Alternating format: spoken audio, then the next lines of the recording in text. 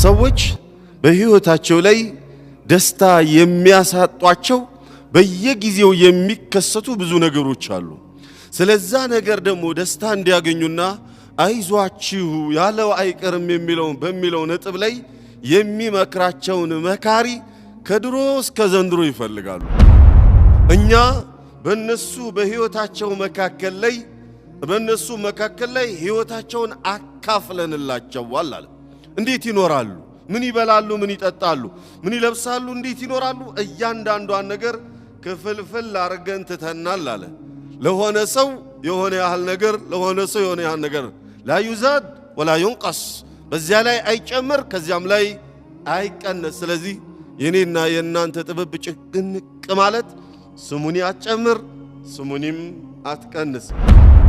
አላሁ ጀለ ወዐዝ ላንተ የወሰነልህን ውደድና ተቀበል፣ ለኔም የወሰነልኝን ወድጄ እቀበላለሁ፣ ለሷም የወሰነላትን ወዳ ተቀበል። ነኩን አግነ ናስ፣ የሀብታሞች ሀብታም የደስተኞች ደስተኛ ይሏል። ለዚህ ዓለም ላይ የተወሰነለትን ወዶ የተቀበለ ነው። በእኔና በእናንተ ፍላጎት መልኩ ተቀርጻ ተስላ ተሰፍታ ዱንያ እንድትቀርብልን ፈልገን ከሆነ ሙስተሒል አይሆን። ሃይሃተ ወላሂ በፍጹም ሊሆን አይችልም። ምክንያቱም የሱ ስራ ነዋ፣ እኔና እናንተ እጅ አይገባበትም። ቢስሚላሂ ረሕማኒ ረሒም አልሐምዱሊላሂ ረብል ዓለሚን ወሰለላሁ ወሰለመ ወባረከ ዐላ ረሱሊሂል አሚን ወዓሊሂ ወሰሕቢሂ አጅመዒን። አማ በዕዱ አዩሀል አሒባ አሰላሙ ዓለይኩም ወረሕመቱላሂ ወበረካቱሁ። አዩሀል አሒባ ለእኔ የተሰጠኝን ርዕስ ከመጀመሬ በፊት ወንድሞች ፈጀዛሁም ላሁ ኸይረን የቂራ መስጂድ ኻዲሞች እዚህ ቦታ ላይ እንድገኝ ከጀመሩ በጣም ብዙ ጊዜ ነው። የአላህ ቀደሩ ሳይሆን ቀርቶ እኔም ሳይመቸኝ ቀርቶ እነሱም ተስፋ ሳይቆርጡ ከዓመት በላይ ነው ይጠይቁኝ። በሆነ ጊዜ እየተባለ አላህ ወሰነውና ዛሬ መጣ። ግን ያ አይደለም የገረመኝ። እንግዳውስ ርዕስ ምረጡ ብዬ ስላቸው ርዕስ አንተው ምረጥ አሉኝ።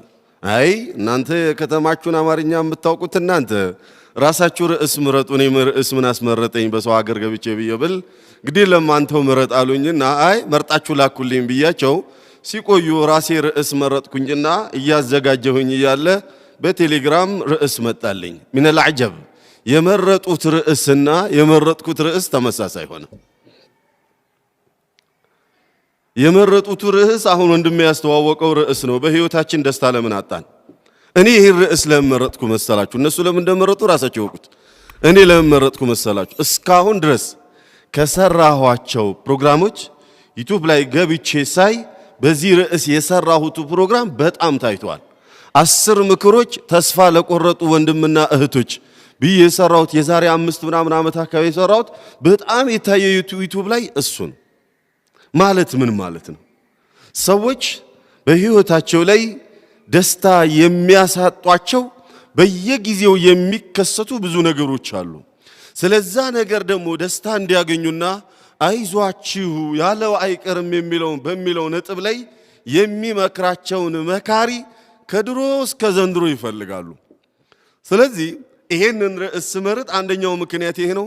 ሁለተኛው ምክንያቴ እኔ እንደ ዳዒ የሆነ ነገር ውስጤን የሚያስጨንቀኝና ቢዚ የሚያደርገኝ ከሆነ ዱዓት ያልሆነው ማህበረሰብ ደግሞ የበለጠ የሚያስጨንቀው በጣም ብዙ ነገር ሊኖር ይችላልና ስለዚህ እኔንም እናንተንም ለመምከር ይረዳኝ ዘንድ ይህን ርዕስ መረጥኩኝ። ርዕሳችን ለምን በህይወታችን ደስታ አጣን የሚለው እንዳለ ሆኖ ግን የሚላችሁ ወሊመል ሀሙ፣ ለምንድነው ጭንቀቱ?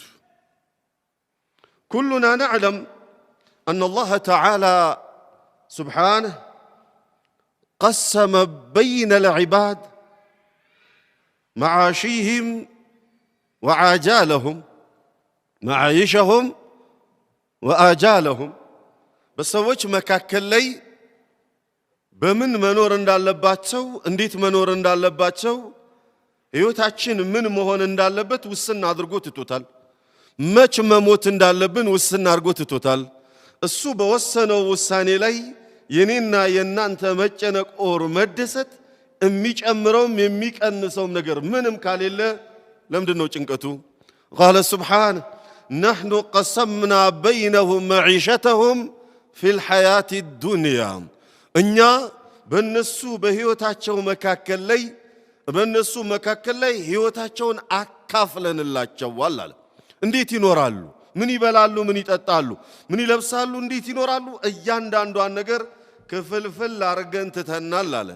ለሆነ ሰው የሆነ ያህል ነገር፣ ለሆነ ሰው የሆነ ያህል ነገር لا يزاد ولا ينقص በዚያ ላይ አይጨምር ከዚያም ላይ አይቀነስ። ስለዚህ የኔና የናንተ ጥበብ ጭቅንቅ ማለት ስሙኒ አትጨምር ስሙኒም አትቀንስ።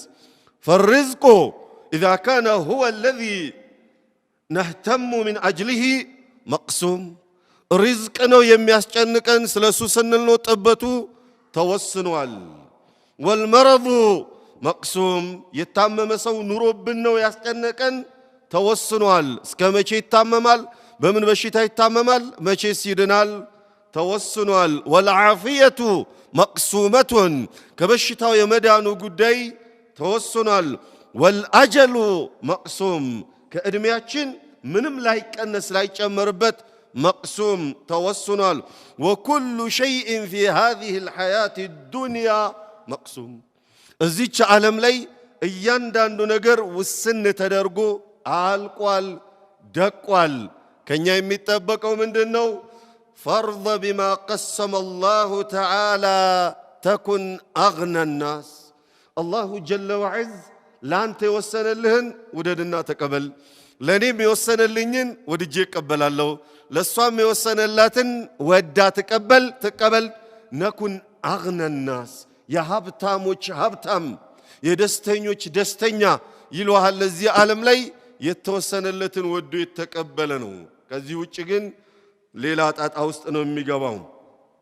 والأمور كلها بيد الله عز وجل يقلبها كيف يشاء يمرض هذا فيعافي هذا ويعافي هذا ويبتلي هذا ይሄኛውን በሽተኛ ያኛውን ጤነኛ ይሄኛውን ፈተና ላይ መዳረጋንን ሁሉንም ማድረጉ የሱ የአሰራሩ ስልት ስለሆነ በሱ እጅ ላይ ያለ ነገር ስለሆነ አላሁ ጀለ ወዐዝ ስለሚሰራው የኛ እጅ መግባት የለበትም። አላ ለሁል ኸልቁ ወልአምር መፍጠርም ነገራቶችንን ማስተናበር ለኔ ነው አለ አላሁ ጀለ ወዐዝ። ሲፈጥረን ለምን ፈጠርከን እንዳላልነው ሁሉ ሲያሳምመንም ለምን አሳመምከን ማለት የለብንም። ጤነኛ ሲያደርገን ለምን እንዳላልነው ሁላ የሆነ ችግርም ሲያመጣ ለምን ማለት የለብንም። ለምን ያኛውን ስለቻለ ነው የወሰነው፣ ይሄኛውንም ስለቻለ ነው በእኔና በእናንተ ላይ የሚወስነውና እኽዋኒ ምናልባት እኛ إذا كنا نريد أن تكون الحياة الدنيا وفق إرادتنا በእኔና በእናንተ ፍላጎት መልኩ ተቀርጻ ተስላ ተሰፍታ ዱንያ እንድትቀርብልን ፈልገን ከሆነ ሙስተሒል አይሆን ሃይሃተ ወላሂ በፍጹም ሊሆን አይችልም። ምክንያቱም የሱ ስራ ነዋ፣ እኔና እናንተ እጅ አይገባበትም።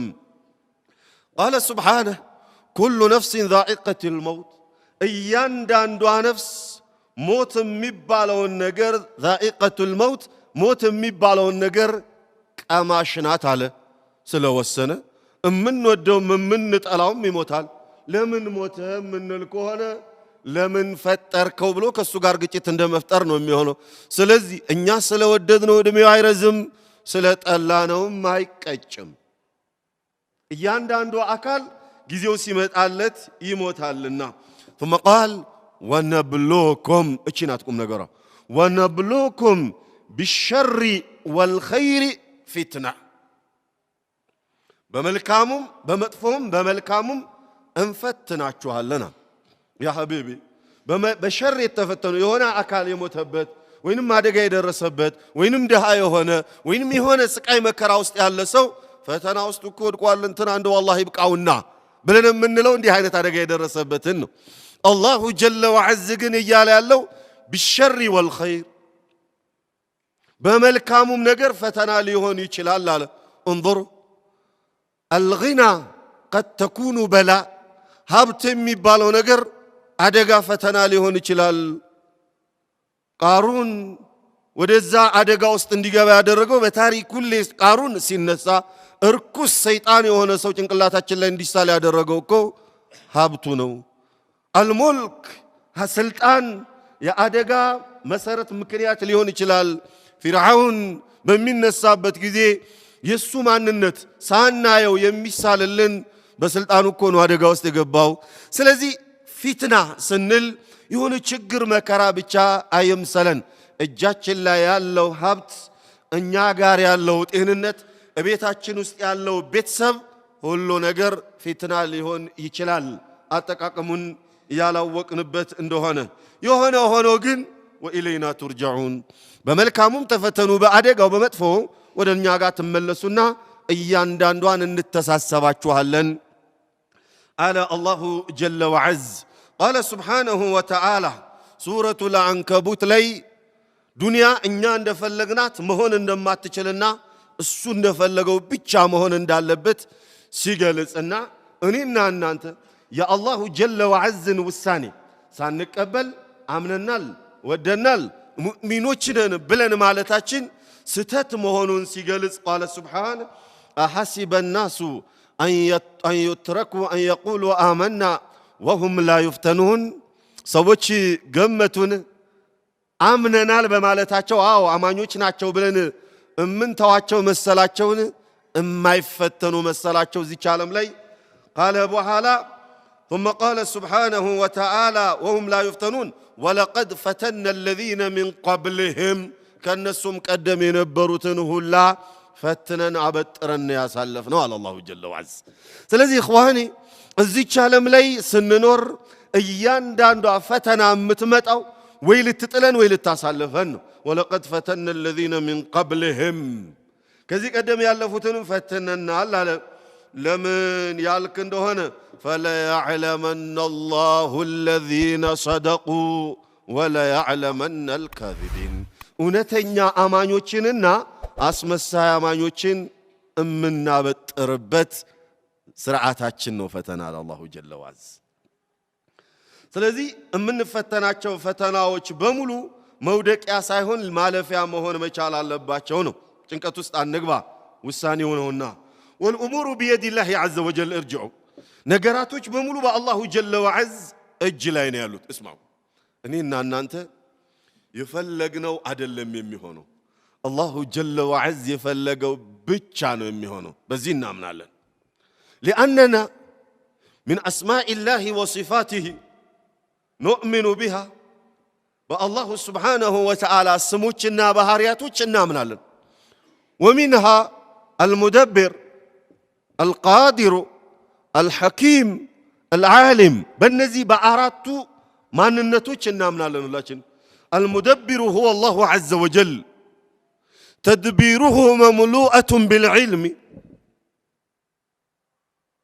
አላሁ ጀለ ወዐዝ ሁወ አልቃዲር ወቁድረቱሁ መምሉዐቱን ያዕኒ መክኑነቱን ቢልሕክማ። አላሁ ጀለ ወዐዝ አስተናባሪ ነው። ሲያስተናብር በእውቀት ነው የሚያስተናብረው። ለማን ምን ይገባዋል ስለሚለው ያውቃልና ነው። አላሁ ጀለ ወዐዝ አላ ኩሊ ሸይን ቀዲር ነው።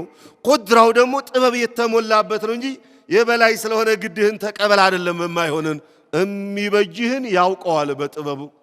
ስለዚህ ይህንን የምናምን ከሆነ አላሁ ጀለ ወዐዝ የሚወስነው ነገር በሙሉ በእኔ ለእኔና ለእናንተ ኸይር ቢሆን እንጂ ሸር የለውም። ወላሁ ያዕለሙ ወአንቱም ላ ተዕለሙን፣ እኔ አውቃለሁ እናንተ አታውቁምና ውሳኔን አሜን ብላችሁ ተቀበሉ አለ አላሁ ጀለ ወዐዝ። እንظሩ ጃአት እምራአቱን ኢለል መእሙን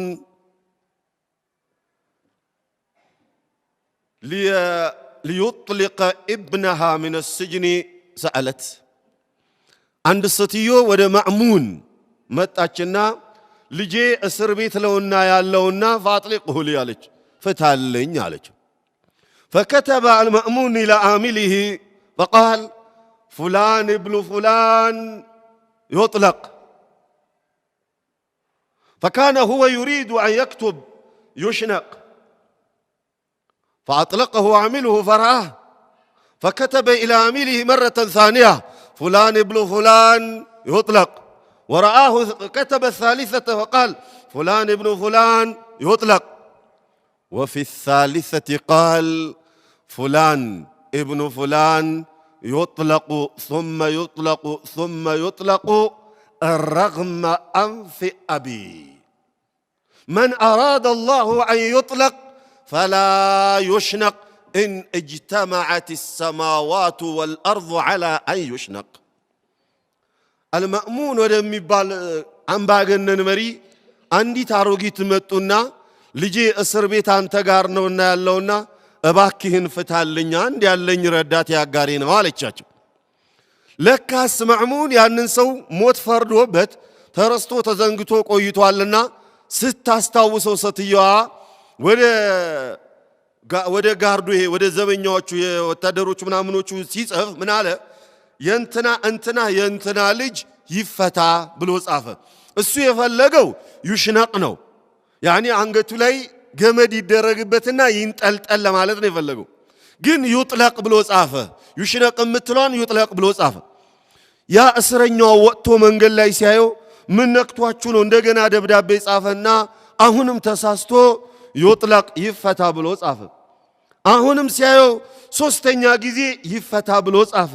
ለካስ ደብዳቤውን ሲያየው ይፈታ ብሎ ነው የጻፈው። ለምን ፈታችሁት ብሎ ቢል ሶስቱም ደብዳቤ ሲመጣ ይፈታ ነው የሚለው።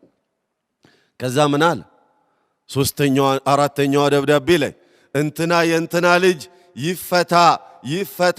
ይፈታ አለና አላህ እንዲፈታ የፈለገውን እስረኛ ዓለም ተሰብስቦ ይሰቀል ብሎ ቢል አይችልም ይፈታል። الأمور بيد الله عز وجل እኔና እናንተ ላይ የሚወሰን ምንም ነገር የለም፣ በሱ ፍርድ ነው። ስለዚህ የአላህን ውሳኔ ወዶ መቀበል ነው።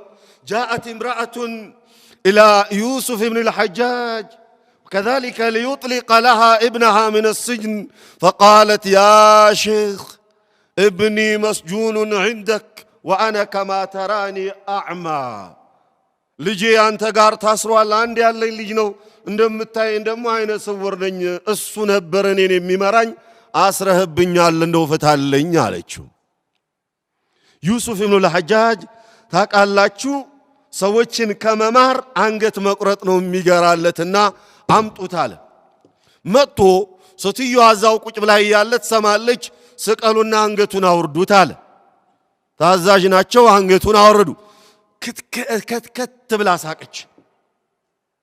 በጣም ሳቀች። አሁን ስቅስቅ ብላ ለቀሰች ነበር አደወጉ። በጣም ሳቀች።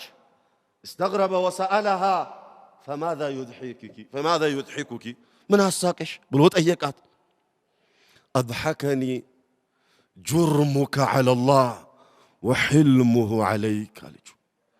አላህ ላይ ያለ አምባገነንነት ያኒ አላህ ላይ ያለ ክፉነት የሱን ትእዛዝ ላለማክበር ያለ እርኩስነትና የአላሁ ጀለ ወዐዛ አንተ ላይ ያለው ቻይነቱ ገርሞኝ እኮ ነው ያሳቀኝ አለችው። ሹፍ አሁን እሷን ያሳቃት የልጇ አንገት መውረድ ሳይሆን የአላሁ ሱብሓነሁ ወተዓላ ችሎታ። አይነ ስውር እሱ አምባገነን አንድ ያላት ልጅ ሲሰቀል አይቶ ዝም አለ። አንገቱ ሲቆረጥ አይቶ ዝም አለ። رضينا بالله ربا وبالإسلام دينا مساق ብቻ ነው ማፊ። እኔና እናንተ ላይ የሚመጣ አደጋ ሁላ ለኔና ለእናንተ ያወቅንበት እንደሆነ ኸይር ነው፣ የዘነጋ ነው እንደሆነ አደጋ ነው። فلذلك እኔና እናንተ መልካም ነገር ስናገኝ ከኛ የሚጠበቀው አልহামዱሊላህ፣ አደጋ ሲደርስብን ከኛ የሚጠበቀው ኢና ሊላሂ ወኢና ኢለይሂ ራጂዑን። ስለዚህ በዛ መልኩ ከሆነ ሰላም ይኖራል።